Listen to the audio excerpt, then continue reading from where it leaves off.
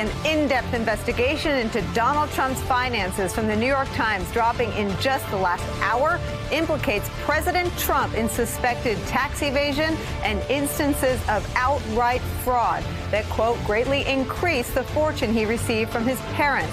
A potentially devastating revelation for a president who has based his entire identity in the public and private sectors on the contention that he is a self-made billionaire.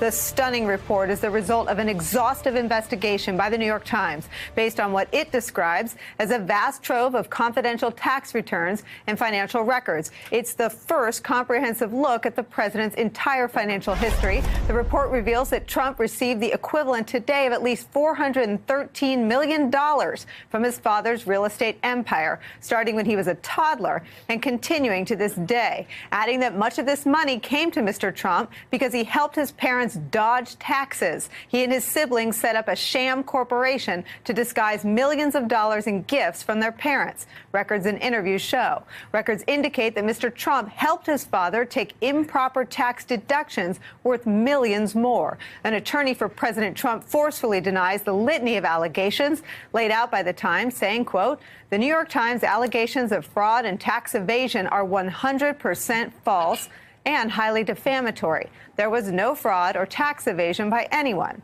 The facts upon which the Times bases its false allegations are extremely inaccurate. Should the Times state or imply that President Trump participated in fraud, tax evasion, or any other crime, it will be exposing itself to substantial liability and damages for defamation."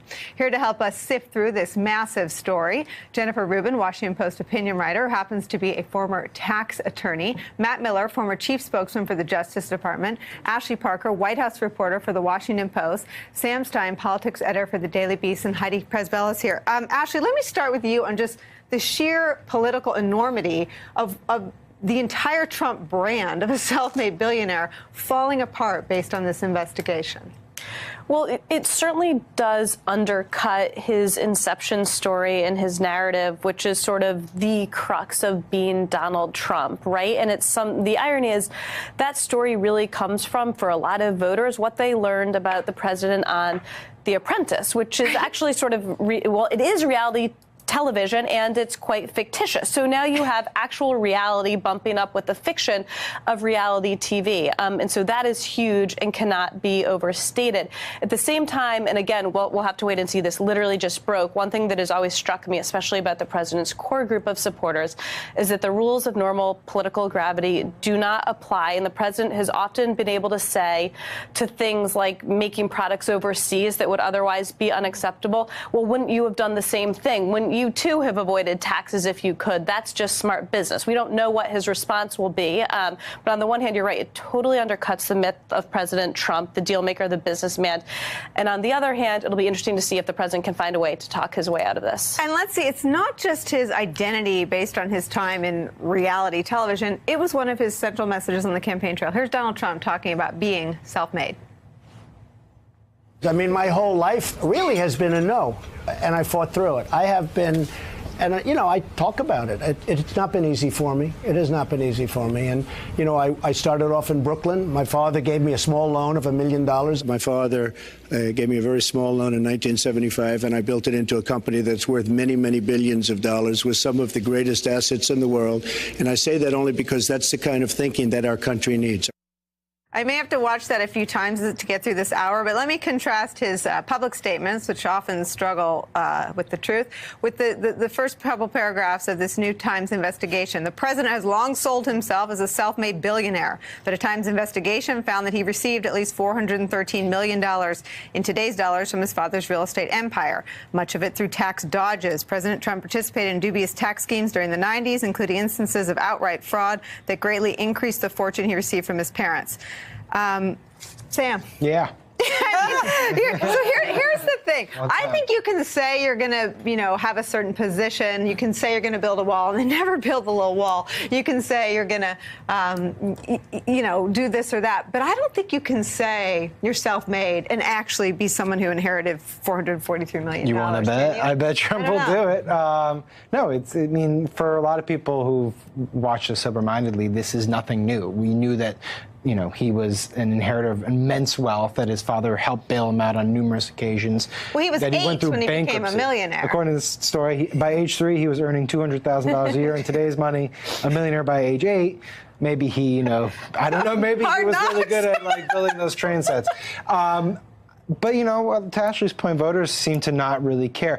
For me, you know, what's remarkable about this, and I'm looking at it in a meta sense, is, you know, one of the things that is remarkable is that why did it take so long for something like this to come out about his background? I mean, this is instructional. This is about who he is. It's foundational to his story, and yet we're just now getting this stuff. And the reason is because Donald Trump, unlike any other person who's ever run for president before, comes from a different type of universe. So people who are always looking into his past, the opposition researchers on different campaigns, had a lot of trouble digging into stuff because the paper trail is so Byzantine and complex, as opposed to a politician who has votes or took donations. Let me read. The Times addresses just your point. Let me read that, and then we'll pick this up. So they report to the top of the story, a handful of journalists and biographers, notably Wayne Barrett, Gwenda Blair, David K. Johnson, and Tim O'Brien, have challenged Trump's story, especially the claim of being worth $10 billion. They described how Mr. Trump piggybacked off his father's banking connections to gain a foothold in Manhattan real estate. They poked holes in his go-to talking point about the $1 million loan, citing evidence that he actually got $14 million. They told how Fred Trump once helped his son make a bond payment at an Atlantic City casino by buying $3.5 million in casino chips. But the Times investigation of the Trump family finances is unprecedented in scope and precision, offering the first comprehensive look at the inherited fortune and tax dodges that guaranteed Donald J. Trump a gilded life. The reporting makes clear that in every era of Mr. Trump's life, his finances were deeply intertwined with and dependent on his father's wealth. Yeah, and there's some data, there's some anecdotes in here that just boggle the mind. For instance, setting up this, essentially what is a shell company, ostensibly designed to do all of the purchases for the properties that they had in Fred Trump's empire, but really making no purchases at all, claiming the purchases were made, and just transferring the money to Donald Trump and his siblings. I mean, that is just gross evasion of taxation. There's another anecdote about Donald Trump trying to essentially take his father's will, manipulate it so that he would become the sole inheritor, and his own sister, at his father's instructions, looking at it and saying, you know what, this doesn't pass the smell test. Now, those are biographical character assessments that could maybe resonate with voters, but I think they might get lost in the business. All right, hang on. On the phone now, we have one of the reporters who broke this story, David Barstow, a Pulitzer Prize-winning senior writer at the New York Times. We are diving through this in real time, but take us through not just the revelations in your reporting, but the breadth and the depth and the time invested in this investigation. Yeah, we've spent an enormous amount of time, I think, as you can see from just the sheer length of the story, trying to piece together using, you know, over 100,000 pieces of paper that we swept up over many, many months of reporting, and trying to really peel back a whole bunch of more layers of the onion in terms of looking at the financial biography of the 45th president. I think I think some of the notable things that help give our reporting both its precision and its detail is that we were able to ultimately sweep up tens of thousands of pages of previously confidential financial records that really detail the inner workings of the very impressive real estate empire that the president's father constructed over many years in Brooklyn and Queens, including more than 200 tax returns that are not the president's tax returns, but these are tax returns that actually for the first time give us a sense of the money that flowed from Fred Trump's real estate empire to the president through various family partnerships and trusts. David, it's extraordinary as you're talking about it in its in its detail, but I wonder if we can start at the beginning of Donald Trump's life, because you report that by age 3, Mr. Trump was earning $200,000 a year in today's dollars from his father's empire. He was a millionaire by age 8. By the time he was 17, his father had given him part ownership of a 52-unit apartment building. Soon after Mr. Trump graduated from college, he was receiving the equivalent of $1 million a year from his father. The money increased with the years to more than $5 million in his 40s and 50s. So the lie, did you uncover when the lie about being self-made and only receiving $1 million total from his father, where that came from? And it seems like that was rendered false by the time he was 8.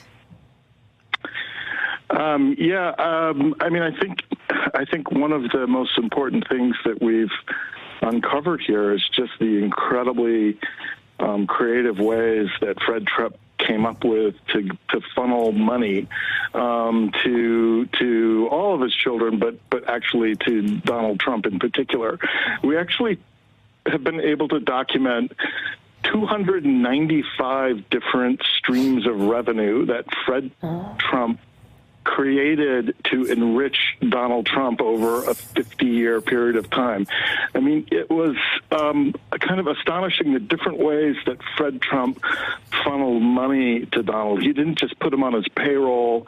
He made him his banker. He made him his landlord. He made him his consultant. He made him his property manager. He made him his purchasing agent. He gave him laundry revenue. It just was sort of on and on and on and on. The various methods and strategies that Fred Trump used to funnel money to President Trump. And not just at the beginning of the president's career, but actually throughout his adulthood. We could see and trace through the documents that we obtained that when the president was in trouble, Fred Trump was there and, supporting him with additional monies.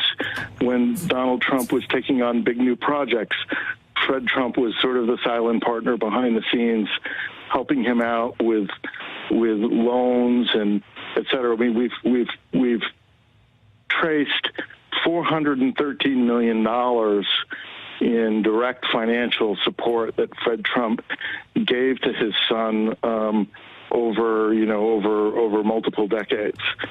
This, of course, is also the president who I think we all got very familiar with on the campaign trail, saying he started with $1 million loan from his father and parlayed that into this $10 billion empire. A complete fiction. I found this section of the piece that you were just talking about, and I want to read this to you and talk about it some more. All told, the Times documented 295 streams of revenue that Fred Trump created over 5 decades to enrich his son. In most cases, his 4 other children benefited equally. But over time, as Donald Trump careened from one financial disaster to the next, his father found ways to give him substantially more money, records show. Even so, in 1990, according to previously secret depositions, Mr. Trump tried to have his father's will rewritten in a way that Fred Trump, alarmed and angered, feared could result in his empires being used to bail out his son's failing businesses. So another myth destroyed. His father was there to bail him out from his failures, it would seem. Yeah, and I think the other extremely important piece of this story is that the amount of money that flowed from Fred Trump to Donald was significantly increased by a number of certainly legally dubious and certainly in some cases just outright fraudulent tax schemes that the president participated in. That was kind of another piece of this was understanding that the inheritance that Donald Trump received from his father, both in gifts and ultimately after Fred Trump passed away, that inheritance was significantly increased by a variety of tax schemes that the various tax experts we consulted with described to us as improper, in some cases probably illegal. Hey there, I'm Chris Hayes from MSNBC. Thanks for watching MSNBC on YouTube. If you want to keep up to date with the videos we're putting out, you can click subscribe just below me or click over on this list to see lots of other great videos.